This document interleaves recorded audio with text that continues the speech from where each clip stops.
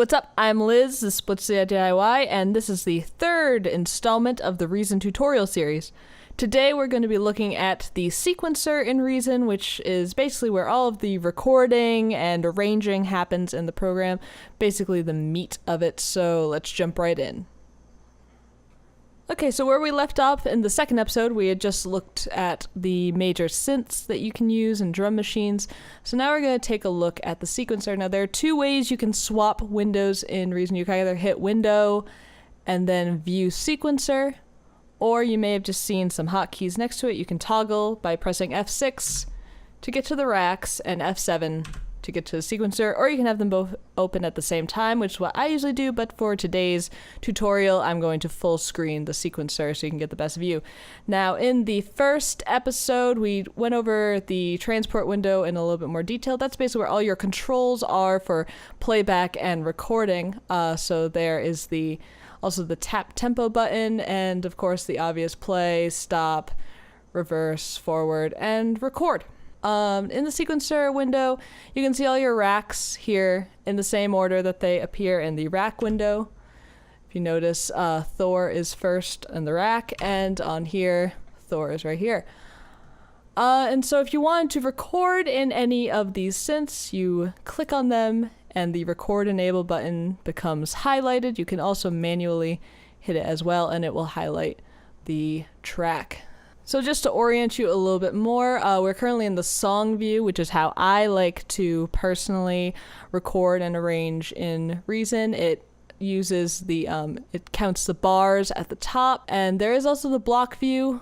I'll be honest with you, I have not used the block view at all. I find it to be a bit confusing, but some people may find that they enjoy that, but I prefer the song view. Now here we have the mouse button, which they consider to be the selection tool, which allows you to click around. There's also the pencil tool. With the pencil tool, if you click, it will select a bar, or you can drag it along, and these create different sections, which we'll get into a little bit more. There's also the erase tool. You click there, and it's gone. There's also the splice tool. If we go back to the pencil, make another block, take the little razor tool here, you can cut it up, which is very useful. And then you can also click and drag and hit delete to erase. There's also the mute tool. I don't use that a lot. The magnify tool, which will enhance things, but there are some finer controls to make things larger if you want. And then the hand tool, which is dragging and dropping things. I prefer to kind of stick with the selection tool, pencil tool, and the razor tool. Those are three tools that I'll tend to use. But let's jump right in and do a quick recording. So I have my MIDI controller hooked up already.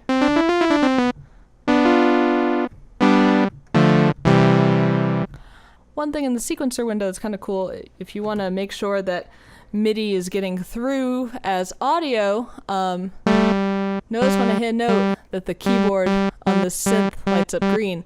And it's the same thing even with the Kong. It lights up green, which I think is pretty cool. You also have a slight level adjuster here, so if you're not looking at the rack view and as a result can't see the mixer, see how you're coming in, you have that verification that sound is getting through. So for our purposes, we're just going to use the Thor really quick. And now to record, you select your synth, hit the record button, and it goes.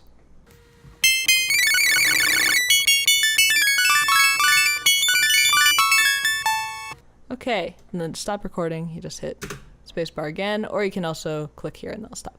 So we had a pretty long thing. Now, if we want to get a closer look at the MIDI that we recorded, you just double click. We have all these little boxes, and notice how when I hit notes, it also sounds. So that's another way that's pretty cool about Reason. If you're just kind of want to get a note for reference, you can just click in. So we have all this MIDI data, and let's say I don't like where some of this ended up. Maybe it's playing out of on the wrong note or in the wrong spot, I can grab notes and bring them to different spots. Let's say I wanted this one to be longer. You see this little arrow that comes on the end of the note? You can click and drag it, have it last for a while. And another important part of the sequencer window is this right here. I'm not sure exactly what to call this. For sake of simplicity, let's call it kind of the place marker. And you can kind of drag it along. I guess playhead would be the proper term. And you can drag it, and then if you hit the space bar or the play button, but it plays along and it'll show you where it is. And now let's say I wanted this note to be quieter. You see this velocity window down here and how everything's kind of at different heights. That shows how hard I was hitting the MIDI keyboard. So if I wanted this to be quieter, I can highlight this. And then if we go up here, we see velocity, and I can type in any number from 0 to 120, I believe. And let's put 5. It goes really quiet. If I bring it up to like 50, it's in the middle. So it can be pretty subtle. With other synths, it can also be a little bit more impactful. I find with the drum machines and drum sequencing, that's when velocity really matters. If you want it to sound kind of realistic or have some different textures happening, that's when velocity is pretty important. And if we look up here too, it'll also tell you what note and pitch is happening. So it's a C3 middle C. It'll also tell you how long the note is. So this is telling you it's 2 bars and change long. And then this also tells you the position. So this is the bar number. So it's in bar 1. It's considered to be in beat 4. It's on the 4th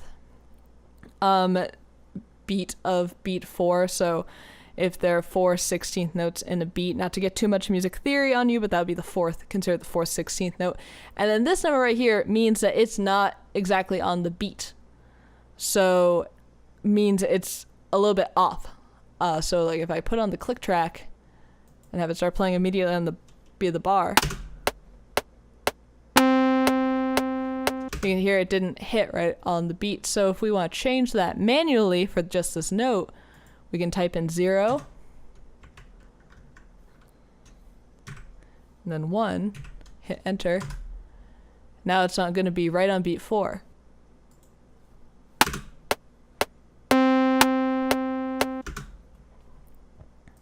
And now, I mean, you can kind of see all of this wasn't really on the beat for any of the notes because I didn't have a click track going. Now, if let's say you want everything to be exactly on the beat, you can kind of click out up here so then it unhighlights everything and you kind of see a squared out view. You click it again, right click, and hit quantize. And now everything just got locked to the beat. If we click in here, you see everything is on very square numbers. And now sometimes it'll quantize to where you don't want it to go. And in that case, you can still click and drag around. So that's kind of some basic controls after you've done a recording. And then if you want to get back to the sequencer view where you can see all of the tracks, just hit close. And now you can see that it's in its lane of MIDI. Now just so we have a couple different things to play with, I'm just going to record a quick drum beat. Okay, this is by far not a musical masterpiece. So you know how when I start recording I have these 2 empty bars here because I need some space to go. What you can do to shorten your kind of little pieces of data is you can click and drag here. And now it's exactly the same length of how I played. And then I can click on it and drag it around. Now with drum beats, often you'll have the same beat for multiple bars. So you'll probably just want to play it a couple times through and then have it repeat. So a simple way to do that, if you have it highlighted, you can just do Control-C or right-click copy. And then you'll notice the playhead snapped right to the end of the section. And then you can do Control V or right click paste, and it makes a bunch of copies, and you can do that for an infinite amount of times. And now you've got a drum beat that's playing all the way through. And now this section that we recorded earlier is really long, so maybe there's certain sections you want to play over and over again, or there's certain sections you want to repeat, but you don't want to record it again. What you can do is take the razor tool and kind of splice it up. Now you have different sections. You can drag things over and Control click, move things around, swap things around, things like that. And then maybe you decide that it would sound better at a different synth. You look at your Maelstrom sound and you think, wow, the chords I played would have sounded a lot better on the Maelstrom. You can take MIDI that you record on their synth, drag it, and put it down here. And now let's listen to what this disaster sounds like.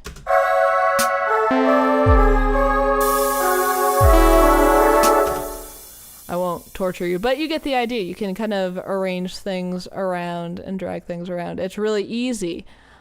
And now let's say you wanted to listen to something over and over again to kind of decide if you even like it.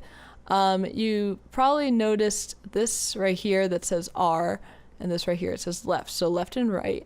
And what they do is they kind of cordon off sections to create looping points.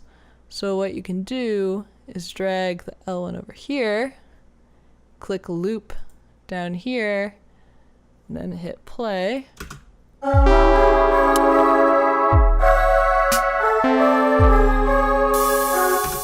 And that's good if you want to kind of jump in to record something, or if you just kind of want to get an idea of how it's sounding together.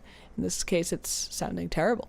So the other time when these are really handy is, let's say you have a full arrangement going on here, and you don't want to move the whole thing around, but you want to insert 2 bars here to add in one more idea. What you can do is drag the R over here, so now it's highlighting these 2 bars right where you want to insert something, and you go to Edit, Insert Bars Between Locators, and voila, it inserts 2 bars, pushes everything off to the side. Now let's say you try out your idea, you don't like it, you want to go back to how things were. You can again go to Edit and remove bars between locators. And I use that a lot. I find it to be really handy, especially if you just don't want to be kind of clicking everything, dragging it away, putting it back, which, I mean, as you can see, you can do, but it can be a bit annoying if you have a full arrangement going on multiple tracks, and then you go, oh, I really just want this to last like 1 more bar. You can just insert it. You also have some basic controls of the synths here. You can solo synths, so that when you're doing playback, it's the only one that plays. Or you can also mute individual ones. Let's say you didn't want to hear the drums. Now, one more thing you can do is affect the tempo and other kind of qualities of your song. And the way you do that is you go down here, and let's say you want it to get faster over time. You right-click the tempo. You see Edit Automation. And so if you click that, it creates a lane here. It says tempo right there. And then you can take your pencil, click there, and double-click to make it larger. Take your pencil again. And notice it jumped right up there. It said value 159. That means that right here, anytime the line's up here, it's going to be 159 beats per minute. So let's say you wanted it to be gradual over those 2 bars to get up to that speed. What you'll do is click again. It makes 2 dots. And then you can take your mouse, double click here, put it to 120 like it's been for the whole song, click this other dot, pull it over here, and then put in 159. And you can also affect what position you want it to be in. So let's say you want it to be on bar 6. You want it to be 159 beats per minute. You just go 1, 1, getting it on beat 1. Hit enter, and now it's automated to there. Same with this dot. Let's say you want it to start right on 511. There you go. So if you play,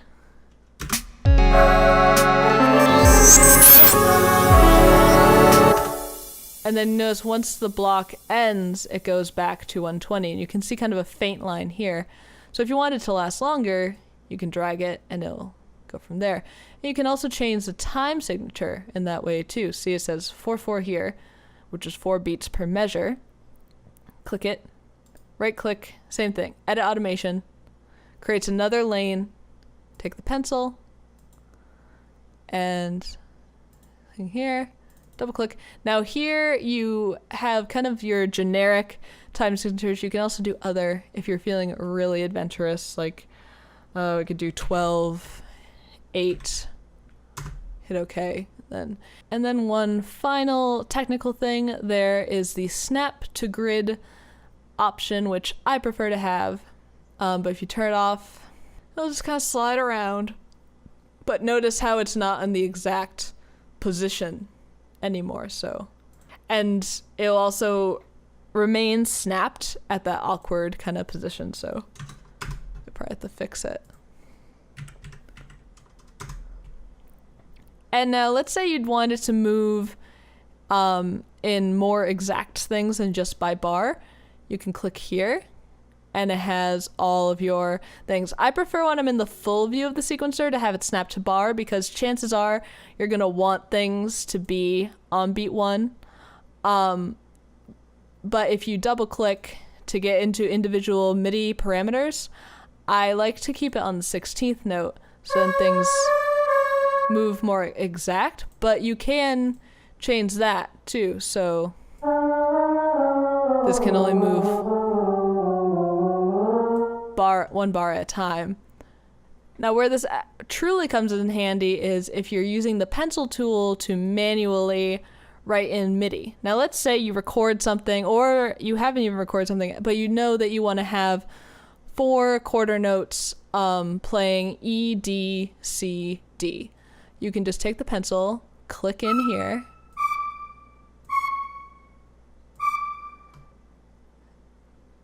and there you have it. But if you, let's say you wanted the D to actually be in the next bar, but still a quarter note, you can just click it and move it over with no issue. Or let's say you want it to be on the 8th note. It comes in really handy in that way.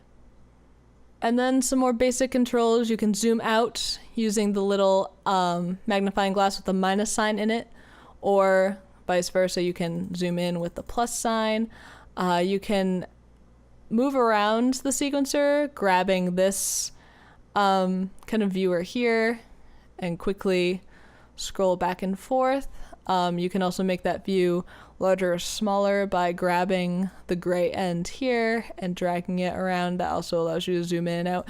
And the same controls are basically in the actual individual parameters too. You can zoom in track height here. You can also zoom out. You can zoom into this too, zoom out.